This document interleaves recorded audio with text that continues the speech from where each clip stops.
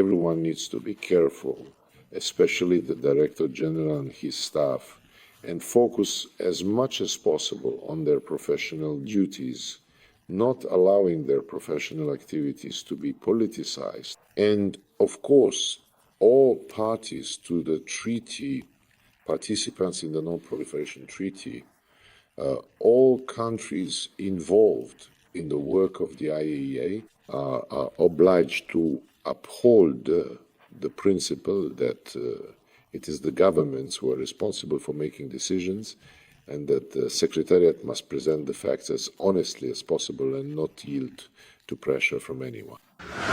Sergey Viktorovich, does the Russian Foreign Ministry share the concerns that US strikes on Iran have, on the contrary, only encouraged the authorities of the Islamic Republic to acquire nuclear weapons? Could this provoke a nuclear arms race in the Middle East?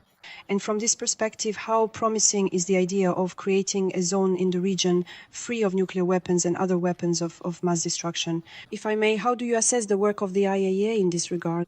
And is there any effective mechanism for resolving the Iranian nuclear issue, given the intention of the Tehran authorities to suspend their cooperation with this organization? That already sounds like an article, and one with a fee at that. Without a doubt, we have already commented on this situation. The non-proliferation regime has suffered as a result of the aggressive actions taken by Israel and then by the United States of America, attacking facilities of Iran's peaceful nuclear program and accusing it of using this program for illegal purposes to create nuclear weapons without having any evidence for this. Moreover, at the stage when threats were being exchanged and Israel began military actions, the IAEA confirmed that it had no evidence that Iran was trying to shift its efforts within its nuclear program toward military objectives.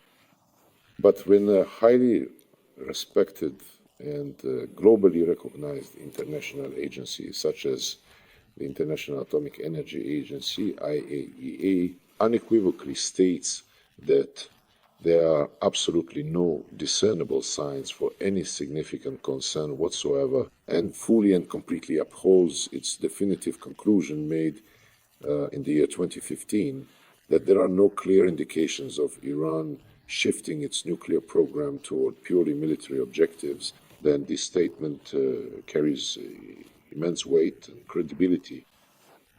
And when in this situation, Israel and the United States say, you know what, we know better than your experts, and we will decide for ourselves how things should be, this, of course, is a complete disregard for their obligations, in this case, the obligations of the United States as a party to the Treaty on the Non-Proliferation of Nuclear Weapons, and a total disregard for the authority and functions of the IAEA.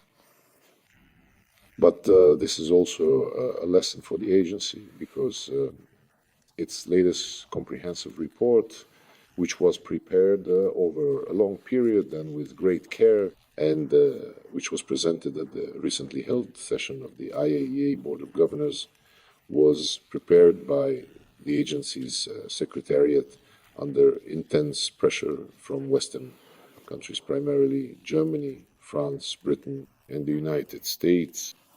And many of the report's formulations had, a certain ambiguity to them, which was immediately seized upon by the four Western countries I just mentioned.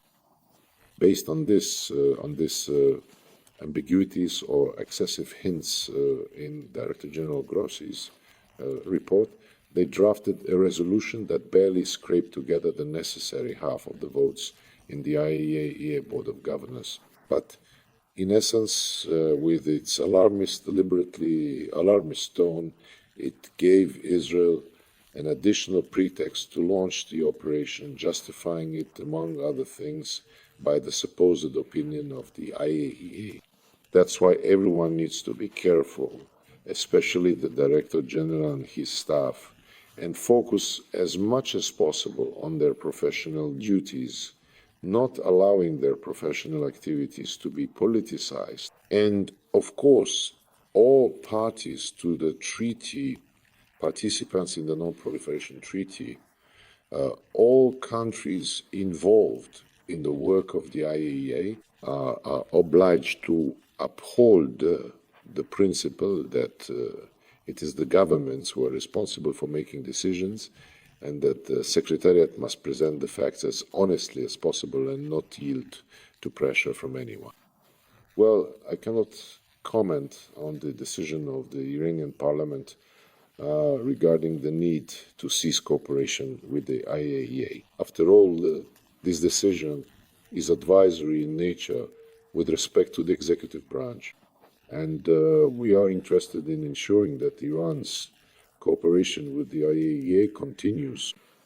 We are interested in ensuring that everyone respects the repeated statements made by Iran and the supreme leader of Iran that Iran does not have and will not have plans to develop nuclear weapons. There is a special fatwa on this matter, a religious document that holds the highest authority in the Islamic Republic.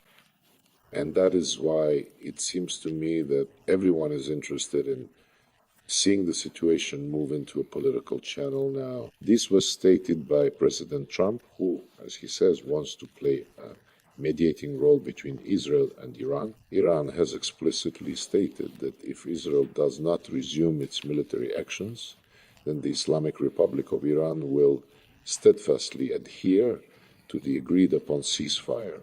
But unfortunately, the chief of the Israeli General Staff, Mr. Zamir, in my opinion, not living up to his surname, stated that for now the ceasefire is in effect.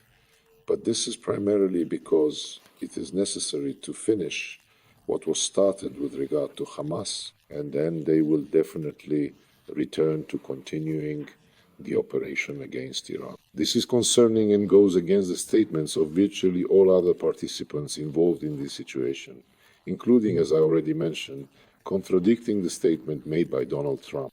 Our position is well known. In his contacts with the Israelis, the Iranians, the Americans, the countries, the Arab states of the Persian Gulf, and Iran's neighbors, the President has clearly outlined our approaches and put forward a number of ideas that, in practical terms, could serve as a basis for an agreement. On the one hand, these would not infringe upon Iran's legitimate rights as a participant in the Non-Proliferation Treaty, and on the other hand, they would address the concerns that Israel has regarding these suspicions, as well as the concerns expressed by the President of the United States.